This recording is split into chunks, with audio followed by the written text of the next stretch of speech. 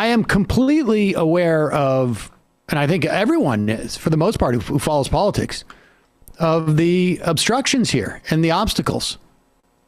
The Republicans, Joe Manchin, Kyrsten Sinema, Josh Gothheimer. None of this was not predictable or predicted. I mean, we're sitting here in a closet in Brooklyn and we could see this coming from a mile away. Mile away, we could see it coming from 25 miles away, 30 miles away. And it doesn't seem like there was any plan for any of this. Apparently, Chuck Schumer knew that the Joe Manchin's number was 1.5 trillion in June or July. Does he have like avoidance anxiety or something? Just didn't want to deal with it? Well, and here is like, and this is the thing that, you know, I don't care if Chuck Schumer goes up there and throws a garbage at any of those Republicans. I mean, literally. But there seems to be a disconnect as to, you know, the sort of the value of certain political victories and the value of certain political victories that permeates the Democratic leadership. Here is Chuck Schumer slamming Republicans for playing with the debt ceiling because they're being hypocritical. Clip number 2. Now, Mr. President, in a few moments, the Senate will pass an extension of the debt limit through early December, avoiding a first-ever Republican-manufactured default on the national debt. On Monday morning, I said we needed to pass a bill to address the debt limit by the end of the week, and that is exactly what we did. Republicans played a dangerous and risky partisan game, and I am glad that their brinksmanship did not work. For the good of America's families, for the good of our economy, Republicans must recognize in the future that they should approach fixing the debt limit in a bipartisan way. What is needed now is a long-term solution, so we don't go through this risky drama every few months. And we hope Republicans will join in enacting a long-term solution to the debt limit in December. We're ready to work with them. Leader McConnell and Senate Republicans insisted they wanted a solution to the debt ceiling, but said Democrats must raise it alone by going through a drawn-out, convoluted, and risky reconciliation process. That was simply unacceptable to my caucus. And yesterday, Senate Republicans... You can see Joe Manchin putting his hands in his head. I don't know why he does that, other than like I can't I can't wish enough exhaustion on Joe Manchin. But Chuck Schumer's up there, you know, sort of doing a victory lap. I said we'd get this done, and we got it done. Well, you didn't get it done. You just put it off by 2 months. And you're out there still pushing this notion of like, I mean, since the moment that Joe Biden announced that they were going to get bipartisan with all of this stuff, his numbers have fallen precipitously with independents in a way that, like, it's almost hard to understand how they could have fallen more. Like, it seems that whatever he did was the exact opposite of what should be done.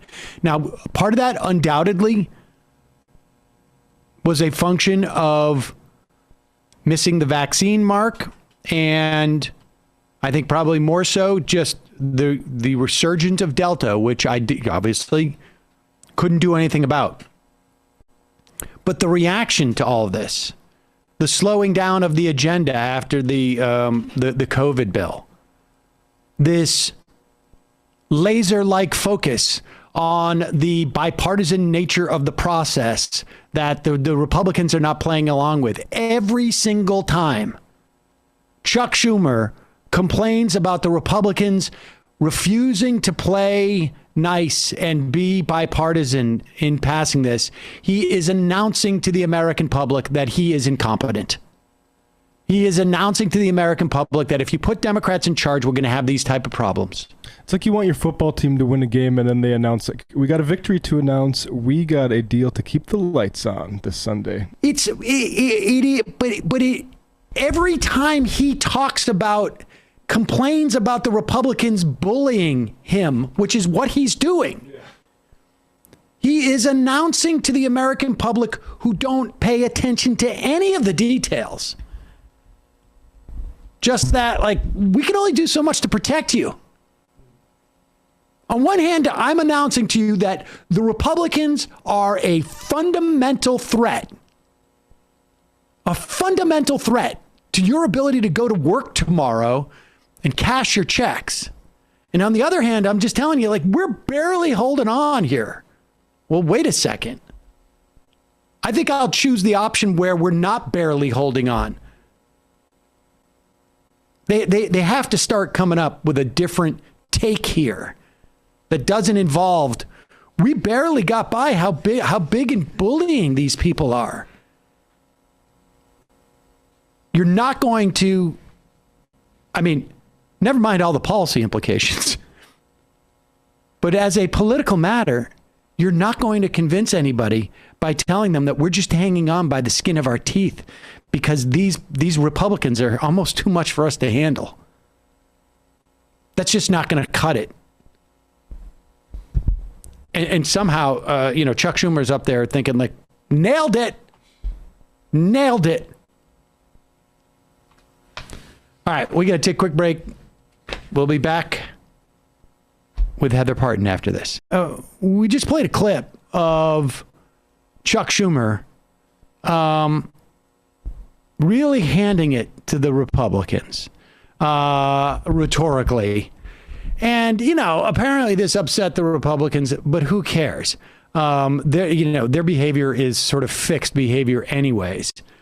And it's just something for them to cry about. But what bothers me more about it is it's sort of an indication that Chuck Schumer thinks that this has any value whatsoever. Everything that's happened, like a fundamental misunderstanding that this is just all, it's just all bleeding, essentially, of Democratic support. Well, this is, and part of the issue here is that, the Republicans are running one of their standard hissy fits, right? This is the same thing that happened with Kyrsten Sinema earlier in the week. They're all just sitting there going, bring me my smelling salts. I can't, this is terrible, this behavior. It's just so uncivil. And, needless to say, coming from the party of Donald Trump, that's just a little bit rich. And you're absolutely right. The Democrats should not care about this. And it should not be an issue. They shouldn't care. Chuck Schumer can say what he wants. I assume he, as a human being, was frustrated by what had gone down during the week. And he said what he said. And Joe Manchin sat in the background with his head in his hands going, oh, this is so terrible and whatever. But, fundamentally, the fact that Schumer felt the need to say this, as whether or not it was a human reaction or not, says exactly what you're referring to, which is that he is, I don't know that they're getting it. This isn't a matter of, calling out Republican hypocrisy is a meaningless exercise. Shamelessness is their superpower. It doesn't mean anything. Actions speak louder than words, and you just do it. You plow through it, you get it done, and that's it. And you cannot even think about it. And the media too, by the way, who also joined in the pearl clutching over Schumer's rhetoric. You remember they did this with Nancy Pelosi too, but she said what it was, and Paul Ryan came out, well, we were going to vote for it till her speech, and then we just were so hurt that we couldn't do it. So this is the nonsense. It just goes on and on and on. And Schumer, and to me, I think exactly as you do, it reflects the idea that somehow or another, this is about making the Republicans feel shame for what they're doing, making them feel bad about it, somehow convincing them that they're doing the wrong thing. Completely irrelevant to our politics right now. Absolutely 100% irrelevant. And they need to just, they need to, well, I say they need, they should, I wish, whatever, that they would dispense with this idea once and for all and recognize that this is hand-to-hand combat at this point, and they have to do what they have to do. And, talking about it doesn't mean a thing.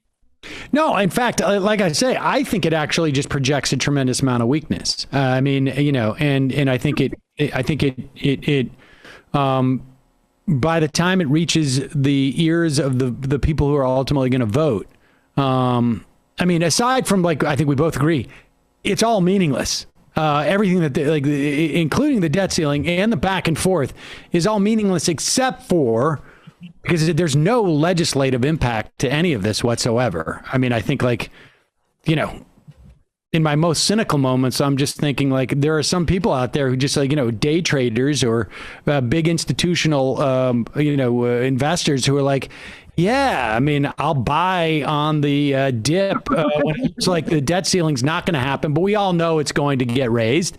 And then I'll take that 500-point, bump that came yesterday. I mean, it almost feels like it's just sort of, it's like a game for that on some level. But in terms of what it's going to mean a year from now, my guess is no one's going to remember this from an electoral standpoint, but it feeds into a theme that Mitch McConnell can push around the Democrats, and that Chuck Schumer is, we don't have any, we have no agency. There's nothing we can do here. And we know they know there's stuff they can do. Joe Biden this week admitted that it's a real possibility for them to get rid of the filibuster to do this. And doesn't that signal to everybody who has been listening to the Democratic establishment, to the leadership, say, we cannot get rid of the filibuster? It is sacrosanct. I mean, how is it that they can contemplate doing it for the debt ceiling, but they can't contemplate doing it for somewhere else? Like, I get that it's because certain people don't want the filibuster to go away, but how about we admit that, as opposed to this sort of idea of, like, it's an institution in the Senate? I mean, and I'm talking about Joe Biden in particular, because he's the one who's been saying that kind of rhetoric. It's an institution in the Senate, except for when it's not. Well, that's right. And of course, Joe Biden is the one who would have the most clout in this situation if he would just say it and say, yeah, I back getting rid of the filibuster. It's clear that we can't, that the Republicans are not going to cooperate with anything. We can't even, we can barely keep the government running. They're refusing to help with the debt ceiling.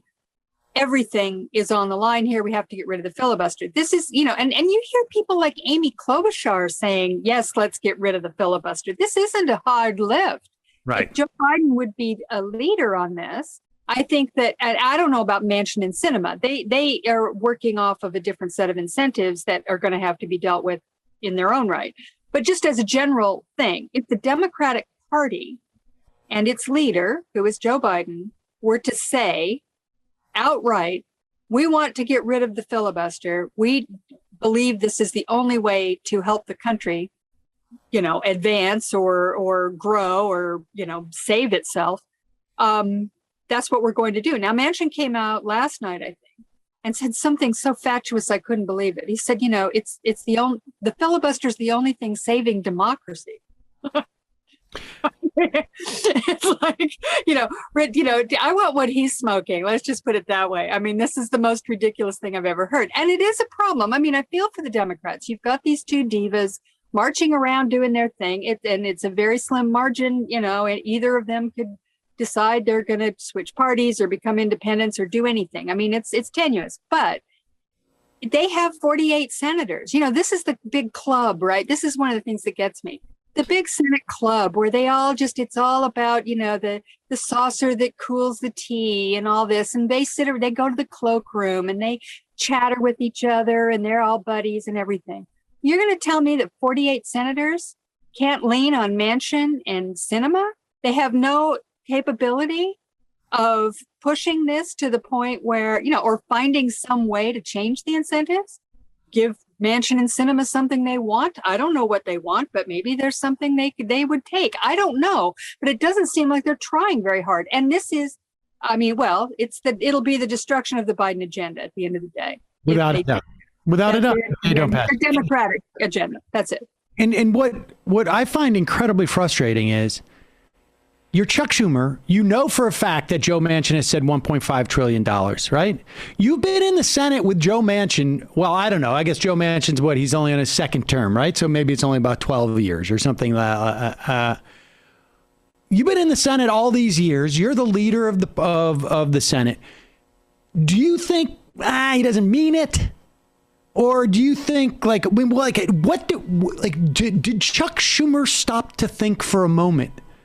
Maybe what we need to do is start to reorient the talking here. That maybe we need to talk about it like $3.5 trillion.